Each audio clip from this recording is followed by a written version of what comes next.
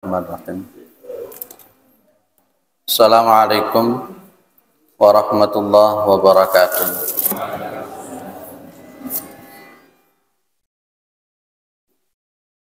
Alhamdulillah,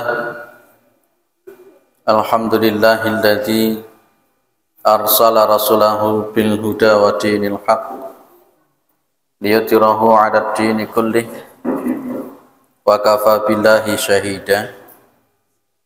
Asyhadu an la ilaha illallah wa asyhadu anna Muhammadan abduhu wa rasuluhu la nabiyya ba'dah. Allahumma shalli ala Muhammad wa ala alihi wa sahbihi wa man tabi'ahum bi ihsanin ila yaumiddin, amma ba'du. Kita bersyukur kepada Allah Subhanahu wa taala atas segala nikmat yang diberikan oleh Allah kepada kita semua, terutama sampai pada petang hari ini kita masih diberikan kekuatan iman dan Islam, kita masih diberikan kesehatan serta kesempatan sehingga kita masih bisa melaksanakan kewajiban kita untuk sholat maghrib berjamaah, dan kita lanjutkan dengan mengkaji agama Allah Subhanahu wa taala. Mudah-mudahan kesempatan semacam ini senantiasa diberikan oleh Allah kepada kita semua sampai nanti kita menghadap kepada Allah yang tentunya dalam posisi husnul khatimah. Salawat salam tetap dilimpahkan kepada Rasulullah Muhammad sallallahu alaihi wasallam sebagai khatamil anbiya wal mursalin, penutup para nabi dan rasul, yang tidak ada nabi lagi sesudah Nabi Muhammad sallallahu alaihi wasallam. Baik, kita lanjut dulu. Kita di surat Ad-Duha ya. Sampai ayat berapa dulu Ad-Duha? Lali. Baik, seingat saya nyampe pada alam yajidka yatiman fa'awa. Alam yajidka yatiman fa'awa.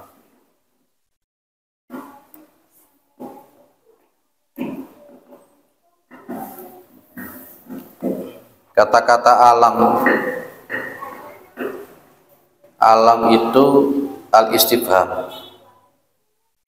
Alam itu masuk al-istifham. Al-istifhamnya menunjukkan litakrir, menunjukkan sebuah ketetapan. Secara linguistik kebahasaan kan kita mengartikan alam yajidka. Bukankah Allah menemukan kamu yatiman dalam keadaan yatim? Lah ini yang namanya istifhamu litakrir. Pertanyaan tapi menunjukkan sebuah ketetapan. Sehingga makna alam di sini ini mempunyai makna qad, sungguh. Berarti takdir tafsirnya mengatakan begini, yakni qad wajadaka Allahu ta'ala yatiman fa'awwaka. Itu. Jadi mana alam itu dimaknakan qad. Itu yang kita sebut dengan istifhamu takrir. Sungguh Allah menemukan kamu wahai Muhammad dalam keadaan yatim.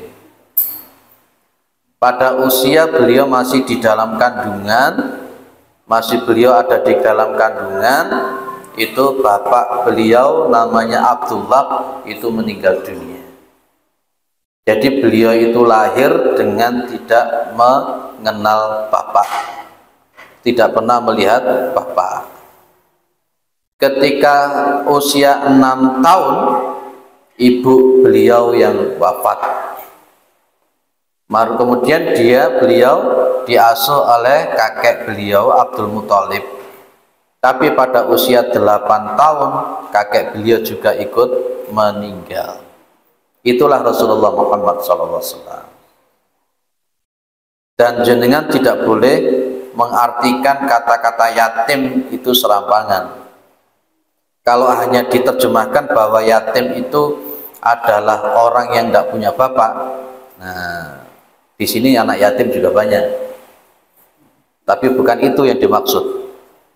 Ketika ada seorang anak yang bapaknya sudah wafat dan dia belum punya ranah kekuatan kudrah untuk dia bisa menghidupi dirinya sendiri, dia masih belum balik, maka inilah yang kita sebut dengan yatim. Kalau saya ini juga meninggal bapak saya, tapi belum dan tidak boleh dikatakan yatim. Itu ya Pak. Nah, ada hal yang kita garis bawahi. Di sini ada takbir. Ada makna yang tersurat dari kata-kata fa'awa. Kenapa Allah Subhanahu wa taala itu tidak memakai yatiman fa'awaka?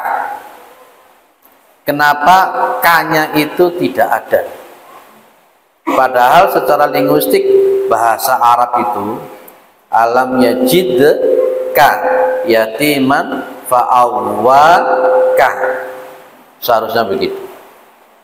Inilah Syekh Al-Utsaimin menyebut ada takbir maknawi yang sifatnya adalah sababun maknawiyun. Sababun maknawiyun. Maka maknanya bisa jadi seperti ini. Fa innallaha ta'ala awwahu wa awwa bihi awwa bihi al-mu'minin.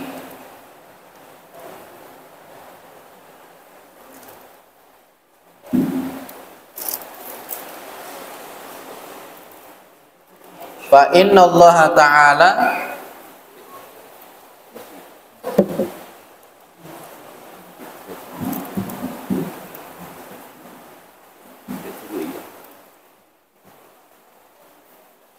fa innallaha ta'ala awwahu wa awwa bihi al-mu'minina fanasarahum wa ayyadahum.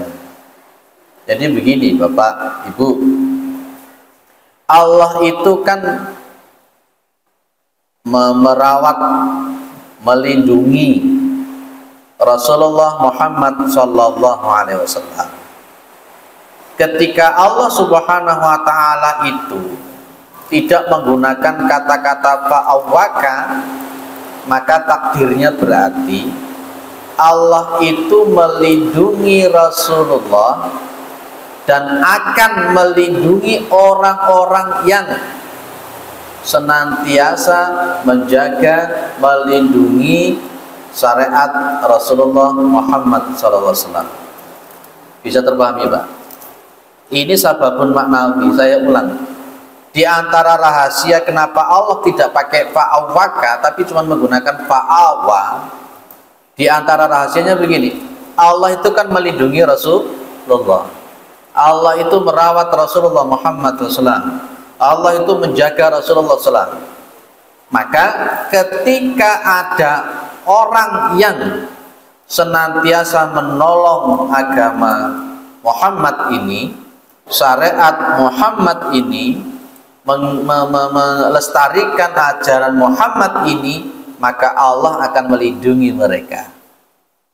Ini yang disebut oleh Al-Utsaimin awabihi al-mu'minin. Allah akan melindungi orang mukmin dengan ketika mereka mau melestarikan, menjaga, meramut ajaran Rasulullah SAW. Itulah Pak maksudnya. Maka fanasarahu wa ayyadahu. Tapi sebaliknya, kalau ada orang yang senantiasa menyakiti Rasulullah, orang yang senantiasa membenci sunnah-sunnah Rasulullah, membelakangi ajaran-ajaran Rasulullah Muhammad SAW, Allah pun juga akan menghancurkan dia. Inna syani'aka wal abtar. Apa makna syani'aka itu? Khoto'an. Inna syani'aka wal abtar. Orang yang membenci kamu, orang yang membahayakan kamu, yang dan sebagainya, wal abtar, dia itu yang terputus. Itulah rahasianya kenapa Allah tidak memakai fa'awwaka. Jenengan amati dengan surah Al-Lail, munasabahkan dengan Al-Lail. Itu kan ada kalimat begini ya. Fa amma man a'ta wa taqa wa saddaqa bil husna. Ya, fasanuyassiruhu lil yusra. Kalimat fasanuyassiruhu lil yusra itu berarti maka akan kami mudahkan bagi dia. Segala urusan itu akan dimudahkan. Ternyata di situ ada kalimat wasaddaqa bil husna. Saddaqa bil husna itu mempunyai makna kalau di sini para jamaah yang dimuliakan oleh Allah, yakni saddaqa bil qaulatil husna wa hiya qaulullahi ta'ala wa qaulu Rasulillah sallallahu alaihi wasallam. Itu. Makanya kemarin kalau kita nanti masuk di surah Al-Lail, kalau jenengan itu kepingin dimudahkan semua urusannya oleh Allah, maka diantaranya hidupkan sunnah Rasulullah sallallahu alaihi wasallam. Bela sunnah Rasulullah sallallahu alaihi wasallam, laksanakan sunnah Rasulullah sallallahu alaihi wasallam. Sudah terpahami gitu Pak? Kalau jenengan senantiasa membawa sunnahnya Nabi, kalau jenengan kita semua senantiasa menghidupkan sunnah-sunnahnya Nabi, maka Allah pun juga akan melindungi kita, akan mengangkat derajat kita. Yes. Sekarang muncul pertanyaan, tak kembangkan supaya tidak salah paham. Sunnah itu apa saja? Kalau tadi kan posisinya kalau kita itu menghidupkan sunnahnya Nabi, ya, meramut, memelihara, menolong sunnahnya Nabi, Allah akan menolong kita. Sekarang muncul pertanyaan, sunnahnya Nabi itu apa? Halo, engkau dong-dongnya duduk sunnah Nabi, di aku sunnah Nabi.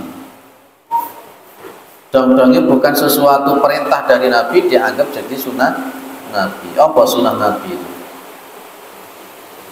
Tadi pagi subuh-subuh ada jamaah yang tanya sama saya, Ustaz, jenggot itu sunnah ataukah tradisi Arab? Karena semua orang Arab itu berjenggot. Iki pertanyaan yang luar biasa dulu ini. Dia bertanya tentang masalah jenggot, karena masalahnya dia tidak pakai jenggot. Kalau jenengan itu jenggot itu hukumnya apa sih? Setelah kita sering kali ngomong sunnah. Sunnah itu apa? Dan termasuk jenggot itu termasuk yang mana? Karena mohon maaf, nun sewu, kalau di kalangan Nahdlatul Ulama dan di kalangan orang-orang Muhammadiyah, itu jenggot itu kayak gak anu. Kalau saya orang Muhammadiyah tulen, ya jenggotan. Sampai saya dibilangin Musa, Muhammadiyah Salafi. Ben. Tapi ada juga Muhammadiyah disebut dengan Munu, Muhammadiyah NU. Saya kemarin ngisi calon-calon mubalik Muhammadiyah, ngisi tentang pengantar usul fikih. Saya katakan kepada mereka bahwa Muhammadiyah itu punya manhaj tarjih sendiri, istinbatul ahkam sendiri, dan ada hal-hal usul fikihnya luar biasa di Muhammadiyah. Kita seringkali ngelok-ngelok nih Muhammadiyah tapi tidak paham dengan Muhammadiyah. Apa itu pendekatan bayani, apa pendekatan burhani, qiyasi, istilasi, nggak ngerti, nggak paham. Tapi ikut-ikutan mentahdir ngolong-ngolong Muhammadiyah. Mari kita tawarkan, seharusnya ada pembelajaran muqaddimah anggaran dasar Muhammadiyah, manhaj tarjih Muhammadiyah, 12 langkah Muhammadiyah. Bukan hizbiyah. Hizbiyah itu oposisi saja nih. Kita seringkali dididik, wah itu hizbiyah. Padahal orang yang menuduh jauh lebih hizbiyah. Ketika dia itu kemudian kalau tidak mau ngaji sama ustadz, kalau tidak mau ngaji kecuali dengan ustadznya, itu kira-kira hizbiyah atau bukan? Dan seolah-olah kelompok yang selain kelompoknya itu dianggap ahlul bid'ah semua. Apakah itu bukan hizbiyah juga namanya? Ya, semua ditahdir kalau tidak sesuai dengan dirinya tidak benar. Apakah itu bukan hizbiyah juga? Tidak mau duduk sama orang, tidak mau senyum sama orang, tidak mau mengucapkan salam sama orang, apakah itu juga bukan termasuk hizbiyah juga? jauh lebih hizbiyah sebenarnya. Nah, tapi kemudian yang dipikir hizbiyah itu adalah organisasi. Organisasi itu di Lajnah Ad-Daimah Al-Buhuts Al-Arabiyyah, termasuk Abdullah bin Bas itu membolehkan berorganisasi. Itu pakarnya itu boleh untuk berorganisasi menurut Abdullah bin Bas dan kawan-kawan yang ada di Lajnah Ad-Daimah Al-Buhuts Al-Arabiyyah di Arab Saudi. Kita ini dulu ngaji sampai elek itu harus gampang ngelok nih wong. Baik, sunnah itu apa Bapak? Saya memakai sunnah yang didefinisikan oleh para ahli usul fikih. Ada definisi sunnah dalam konteks ahli hadis, ada definisi sunnah dalam konteks orang-orang fikih, dan ada definisi sunnah dalam konteks orang-orang usul fikih. Itu berbeda. Yang seringkali jenengan dengar itu yang diajarkan kepada anak-anak kita itu kan sunnah itu kalau dilakukan dapat pahala, kalau ditinggalkan tidak apa-apa, kan gitu ya. Masya Allah, akhirnya meremehkan sunnah. Saya tidak sepakat dengan definisi semacam itu. Maka begini, sunnah itu menurut para ulama artinya begini, kullu ma udhifa ilan nabi sallallahu alaihi wasallam qaulan au fi'lan au taqriran fima yata'allaqu bihi al-ahkam.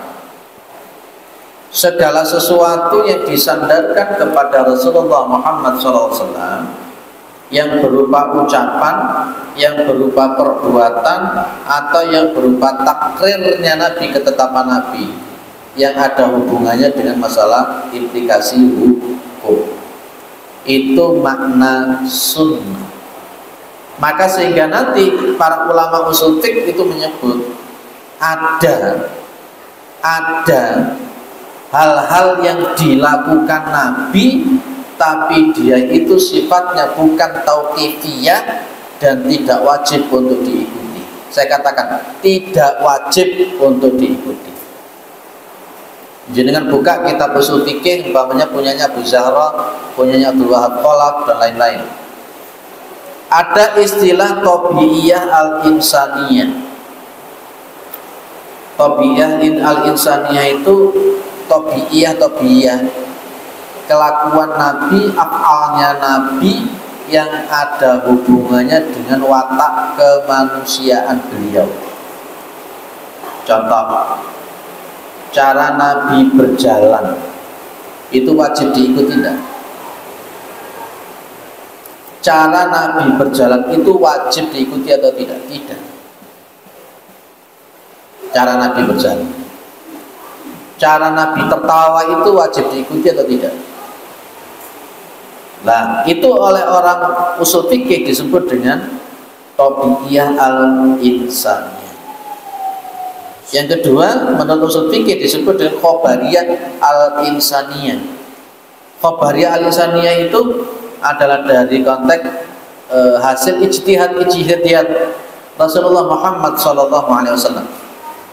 Contoh, Nabi perang pakai manjanik. Apa manjanik itu Pak? Manjanik itu seperti ketepel yang gede, itu manjanik. Rasulullah perangnya pakai manjanik. Rasulullah itu mengatur barisan pakai kuda dan sebagainya dan sebagainya. Apakah pakai kuda itu nantinya jadi sesuatu yang wajib kalau untuk zaman sekarang? Apakah itu menjadi tauqifiyah? Nah, ini jadi pembicaraan di kalangan para ulama usul fikih. Kalau begitu apa tidak boleh kemudian kita tidak memakai kuda? Nah, itu. Dan kemudian di ketiga ada yang namanya khususan di Nabi Muhammad SAW. Sesuatu yang memang khusus untuk Nabi Muhammad SAW itu tidak wajib untuk diikuti. Nabi Muhammad itu menikahnya 11, tidak boleh diikuti malahan. Kalau jenengan menikahnya 11 tidak karuan. Gitu. Mau siji orang teh. Ya, Bapak Ibu yang dimuliakan oleh Allah Subhanahu Wa Taala. Jadi sesuatu yang memang bersumber dari ucapan, dari perbuatan dan ketetapan Nabi yang ada implikasi hukum itu namanya sunnah. Jenggot itu sunnah atau bukan? Jadi nggak bingung. Kalau majelis tarjih Muhammadiyah memberikan hukum bahwa jenggot itu sunnah dan mencukur habis itu hukumnya makruh, itu Muhammadiyah. Tapi ada ulama yang menyebut kalau dicukur habis itu haram. Jadi kan milih sing ndi? Itu bukan budaya Arab, karena memang di situ ada istilah sunanul fitrah, dan sunanul fitrah itu masya Allah artinya juga luar biasa. Makanya kemarin ada jamaah pagi-pagi hari Ahad di Adosari itu tanya sama saya. Sebelumnya dia cerita, pas ketika dia tidak berjenggot, dia diilok di wong. Dia dibilangin sama orang, Pak, orang gak jenggotan itu koyok babi. Dia digitukan sama orang, bukan saya loh. Dia cerita sama saya, digitukan sama orang. Katanya gak berjenggot itu seperti babi. Dia bingung. Dia mikir, meneng gitu. Dan dia cerita sama saya, Ustaz, akhirnya saya berdoa sama Allah. Dungonya apa Pak? Berdoanya begini Ustaz, ya Allah, andai kata memang jenggot itu benar merupakan syariat Nabi-Mu, tolong tumbuhkan jenggot saya. Ustaz tanya, tumbuh nggih jenggot jenengan? Nggih Pak, jenggot saya tumbuh, sekarang panjang jenggot saya. Berarti saya yakin jenggot itu memang syariatnya Rasulullah Muhammad SAW. Itu kasus nyata, dia cerita begitu. Jenengan yang gak bisa tumbuh jenggotnya, coba berdoa sama Allah.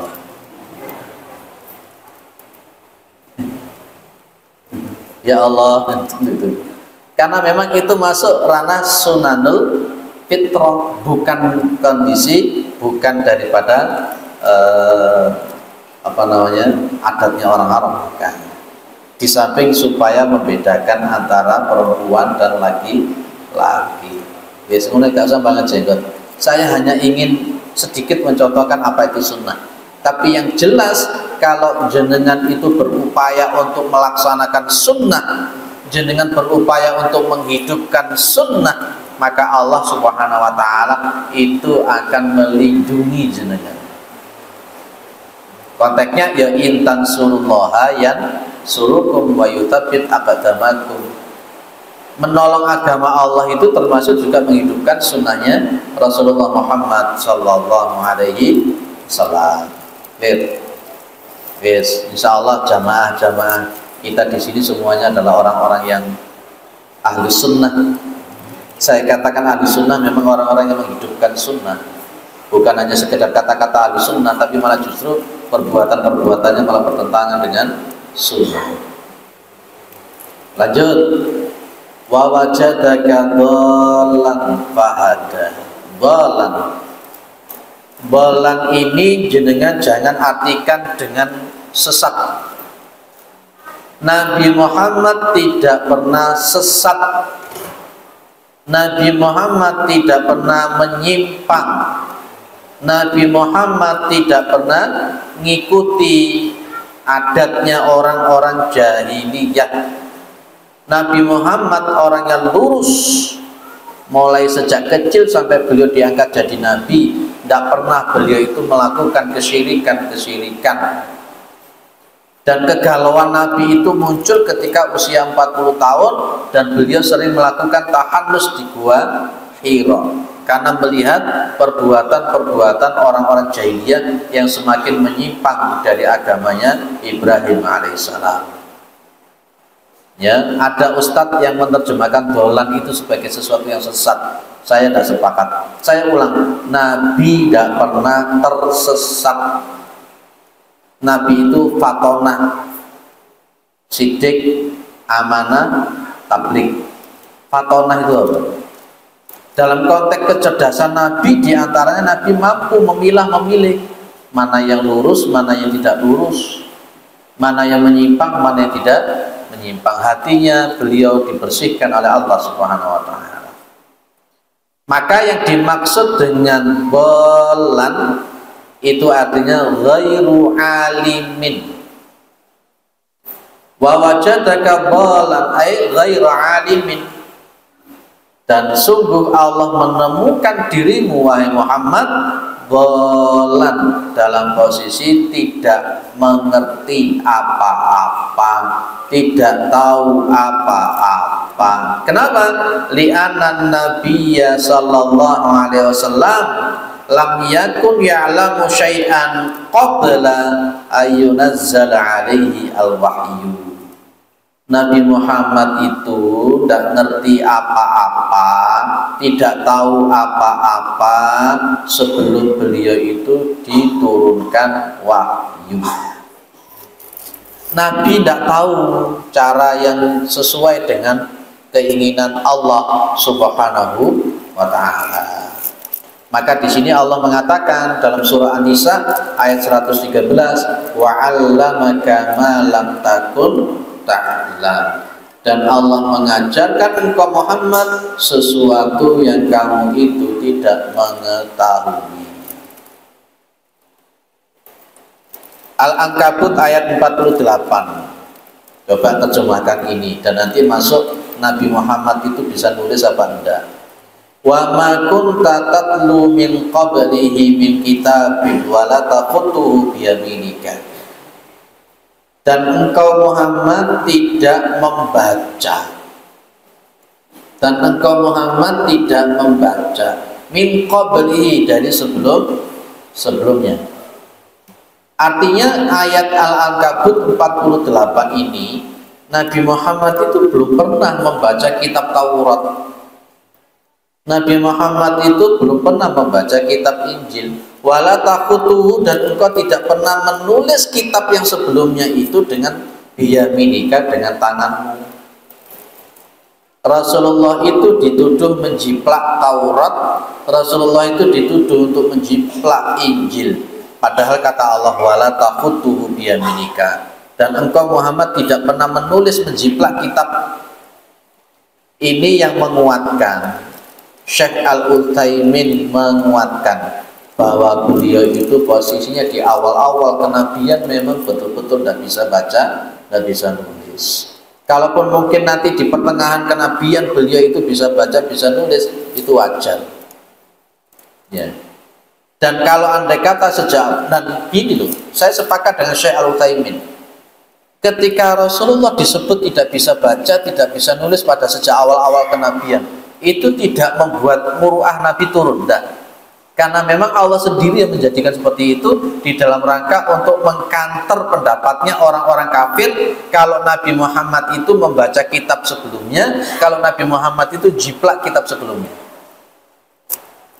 Apakah orang yang tidak bisa baca tulis itu kemudian derajatnya di bawah kita orang-orang yang bisa baca tulis? Belum tentu.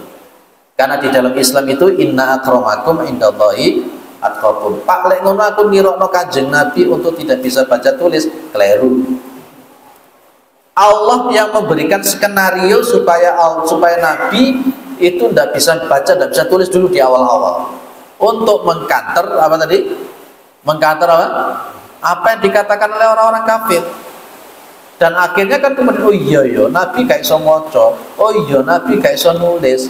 Berarti Nabi memang gak jiplak, Kanjeng Nabi itu tidak maca kitab sebelumnya. Berarti memang betul itu wahyu. Ada seorang pendeta Yahudi namanya Abdullah bin Salam, yang akhirnya dia kan masuk Islam itu kan. Bertanya tentang 3 hal itu kepada Nabi Muhammad SAW. Bertanya kepada Nabi Muhammad SAW itu, Masya Allah. Dan begitu dijawab oleh Nabi, Abdullah bin Salam langsung bersyahadat. Clear ya? Jadi kemudian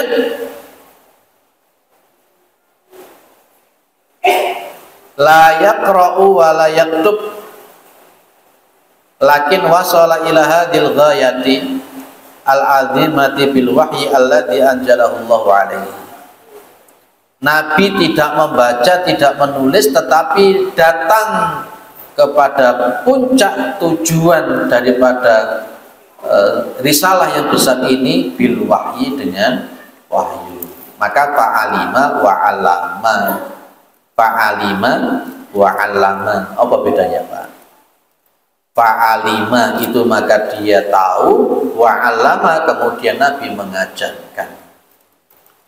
Tahunya Nabi setelah ada wahyu, itulah yang disebut dengan fahada. Fahada. Sama dengan konteks yang awal. Kenapa sih Allah tidak menggunakan fahadaka? Kalau tadi kan yatiman fa'awa, Allah tidak menggunakan fa'awaka. Sekarang Allah hanya menggunakan fahada. Nabi tidak diberi konteks fahadaka. Kenapa? Alasannya apa? Lali bisa. Kalau tadi kan rahasianya kalau fa'awaka dengan fa'awa itu kan beda. Kalau K-nya dibuang berarti kalau Allah melindungi Rasulullah, maka kita yang menghidupkan sunnahnya Nabi, maka kita akan dilindungi oleh Allah. Lah sekarang Allah memakai fahada tapi tidak menggunakan fahadaka. Berarti gimana Pak? Oh, bisa bingung habis. Maka ini akhirnya fahuwa qad hada alaihi salatu wassalam wa hadallahu bihi. Fahadallahu bihi. Kalau orang itu dia ini senantiasa mengikuti sunnahnya Nabi, senantiasa berupaya itibak kepada Nabi, maka Allah akan memberikan dia itu petunjuk. Kalau tadi melindungi, kalau sekarang memberi petunjuk. Dan itu goyah yang kita inginkan. Ihdinas siratal mustaqim. Clear Pak? Wes. Ayo di dalam ngaji ini kita isyarahnya diminta oleh Allah untuk senantiasa menghidupkan sunnahnya Nabi, itibak kepada Nabi Muhammad SAW. Itulah kenapa Pak Kiai Haji Ahmad Dahlan menyebut gerakan Islam yang dibentuk dalam bentuk organisasi itu dengan sebutan Muhammadiyah. Muhammadiyah itu apa? Ittiba'u ilan Nabi Muhammad SAW. Sehingga kalau berkenaan dengan semacam ini, kita wajib untuk jadi Muhammadiyah. Benar? Wajib untuk jadi Muhammadiyah. Muhammadiyah yang apa maksudnya? Dalam beragama itu wajib hukumnya ittiba kepada Nabi Muhammad SAW. Selain Nabi Muhammad pendapatnya bisa ditolak, tapi kalau pendapatnya Muhammad sesuai sunnah itu yang harus kita sami'na wa ata'na. Wis jenengan duwe ustad pinter kaya ngopo, kepleset sih iso, salah sih iso. Jangan taklid buta dengan ustad jenengan. Karena memang wala wal bara itu bukan dengan ustad. Wala wal bara itu kepada Allah dan Rasulnya. Ya, jangan ikut-ikutan. Jangan ikut-ikutan. Dulu pernah saya sampaikan, manhaj beragama itu ada 3 modelnya. Ada model yang taklid buta, ada yang model ittiba, dan ada yang model taufik.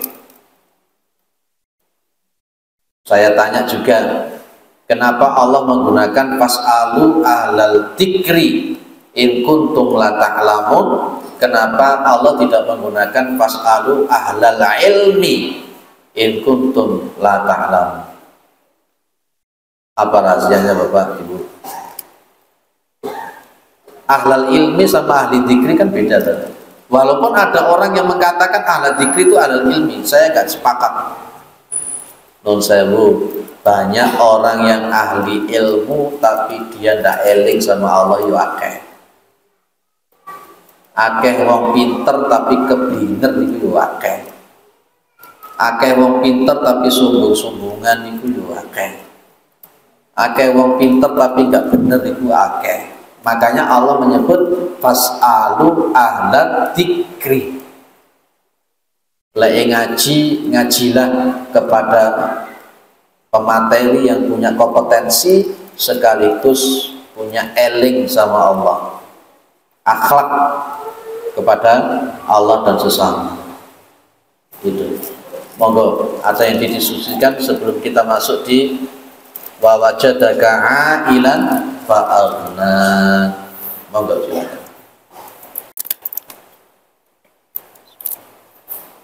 Ada?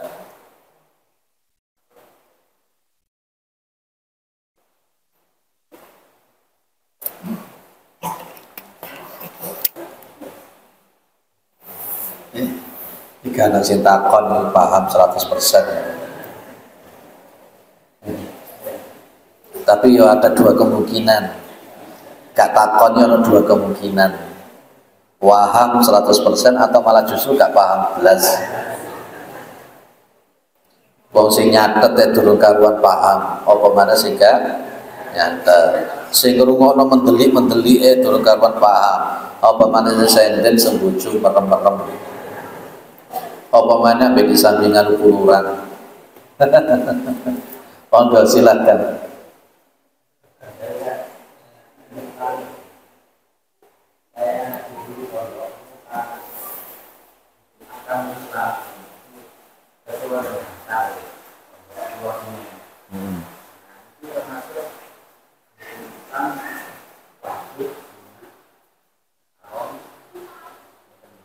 Ya.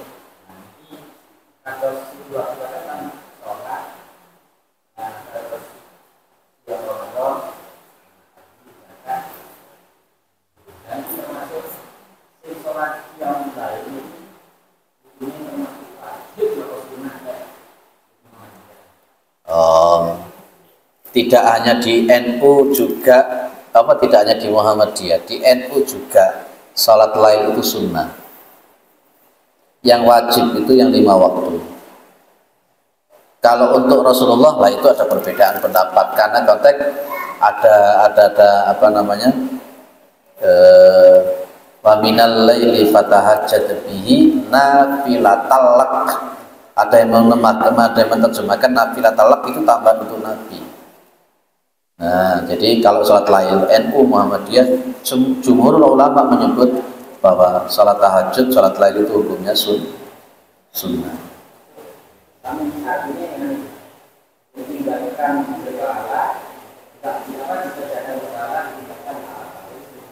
Itu makna orang-orang fikih. Tadi saya bilang memaknakan sunnah itu ada 3 kan? Dalam konteks ahlul hadis, dalam konteks ahli sunnah atau ahli usul fikih ini, dan kemudian yang ketiga adalah ahli hadis, ahli usul fikih, dan ahli usul fikih. Orang-orang fikih menerjemahkan sunnah itu kalau dilakukan dapat pahala, kalau tidak dilakukan tidak apa-apa. Itu definisi sunnah menurut fikih.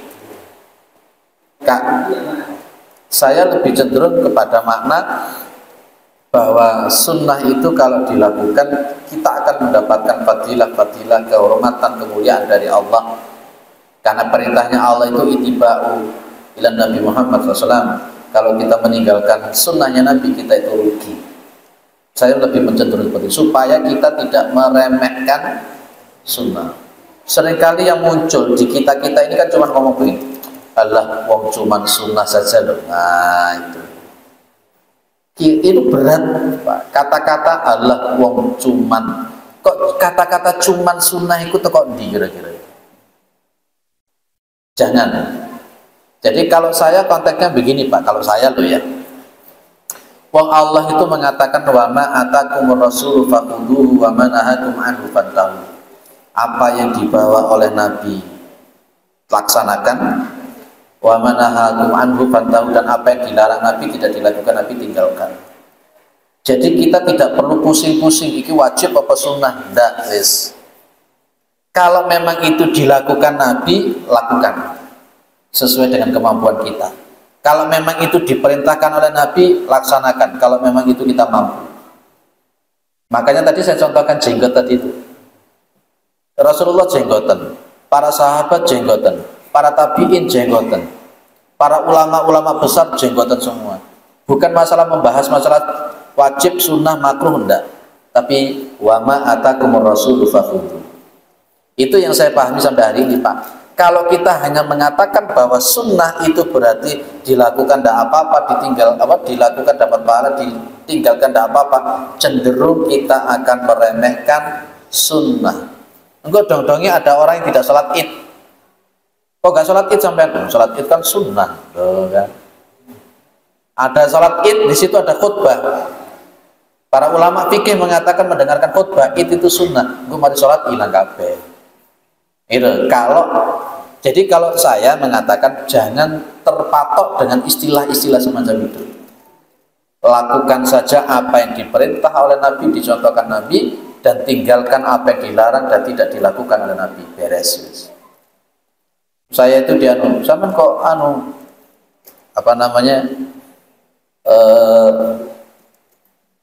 jenggotan itu kan begini-begini ya. Diam saja kalau saya begitu. Tak jawab, sama pengen jawaban pendek atau panjang gitu.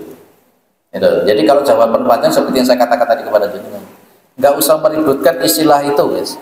Pokoknya wama atakumur rasulu fakhudhu, itu saja. Clear ya? Yes. Kayak kemarin pas ketika kita ketemuan dengan pengawas, ada guru-guru PAI di situ. Pak pengawasnya kemudian meng-share tentang salam.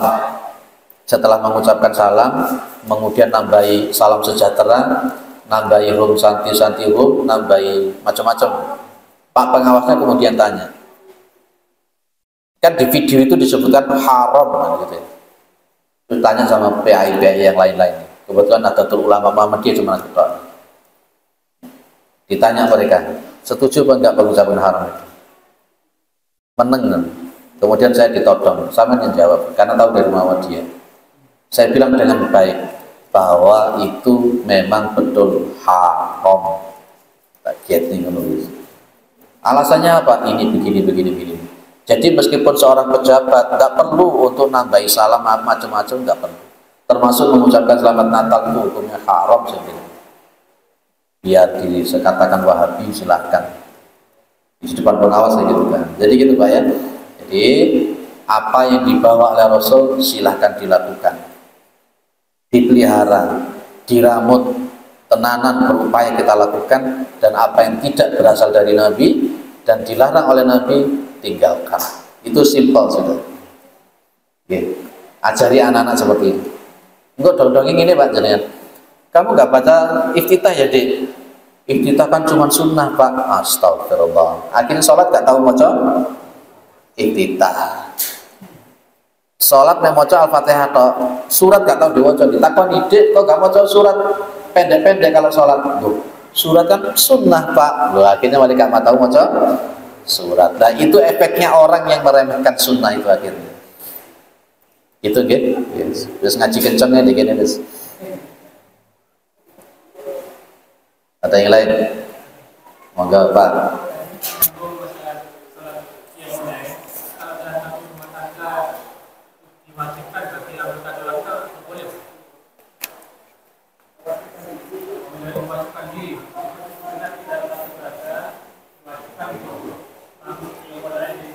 Kita tidak boleh membuat hukum tersendiri. Ya, Al-Qur'annya jelas. Al-Qur'annya mengatakan, ya ayyuhalladzina amanu la tuqaddimu baina yadayillahi wa rasulihi wattaqullaha innallaha samii'un alim. Di situ ada kalimat la tuqaddimu baina yadayillahi wa rasulihi. Kita itu tidak boleh mendahului Allah dan Rasulnya dalam tataran hukum termasuk. Kalau Allah mengatakan Nabi la talak, kalau para ulama menyebut itu sebagai sunnah, maka kita tidak boleh mengatakan itu menjadi sesuatu yang wajib. Mungkin perlu dikasih tanda kutip. Kalau ada tanda kutipnya bisa dimaklumi. Pak, dalam tanda kutip tahajud saya wajibkan untuk anak-anak, untuk ini, untuk ini, untuk ini, untuk ini. Bukan berarti mewajibkan sholat lail, bukan. Bukan berarti mewajibkan. Kalau mewajibkan sholat lail itu berarti menulayai, berikhtilaf dengan para ulama, gitu Pak. Jadi kalau jadinya cuma Pak, boleh tidak saya wajibkan untuk keluarga? Dalam maksud tanda kutip, kalau hanya sekedar untuk itu monggo, hanya untuk pendidikan ini. Tapi pada dasarnya tetap itu bukan wajib. Yang wajib itu sholat 5 waktu. Itu rukun Islam itu, rukun Islam. Tapi bendina tahajud ya abet berat.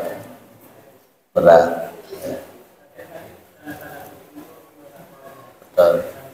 Jangan kasih tanda kutip Pak.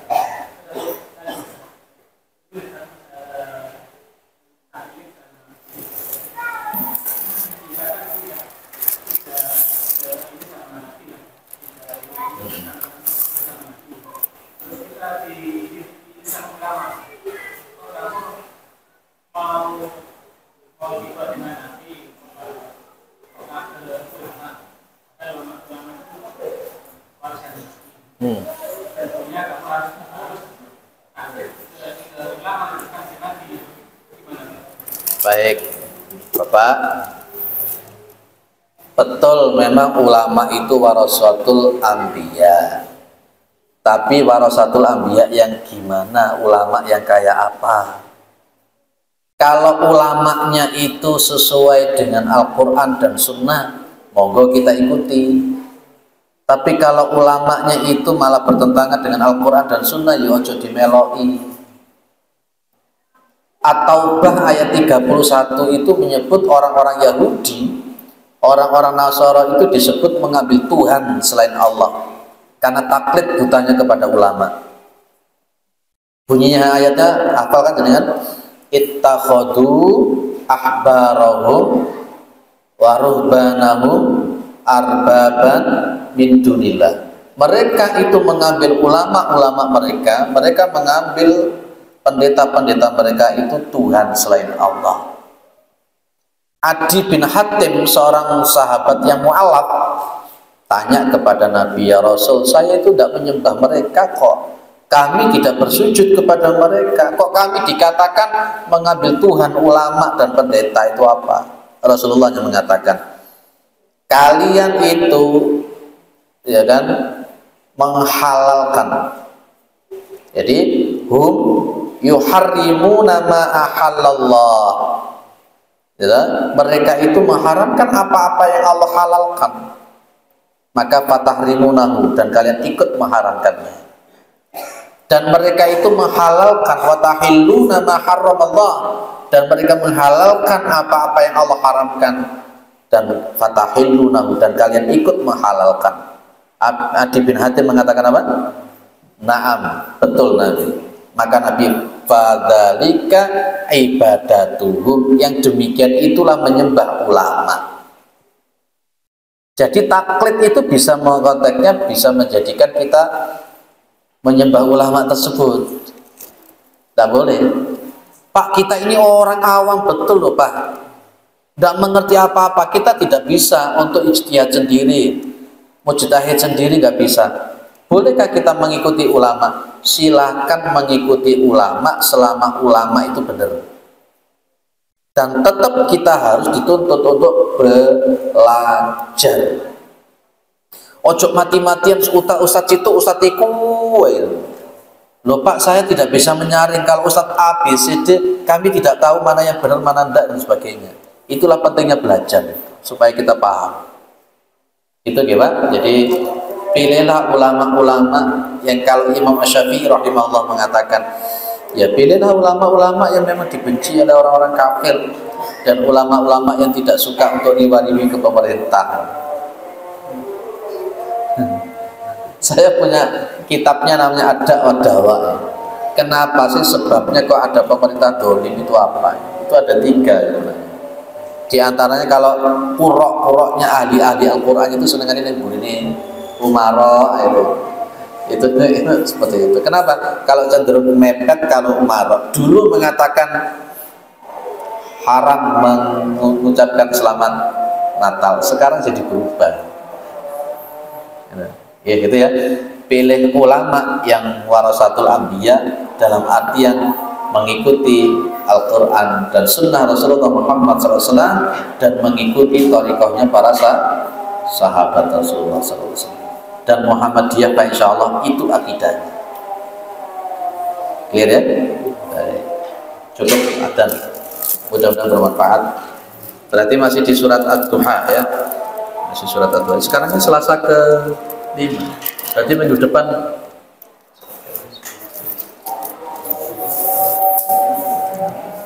mudah-mudahan bermanfaat. Subhanakallahumma wa bihamdika asyhadu an la ilaha illa anta astaghfiruka wa atubu ilaik. Assalamualaikum warahmatullahi wabarakatuh.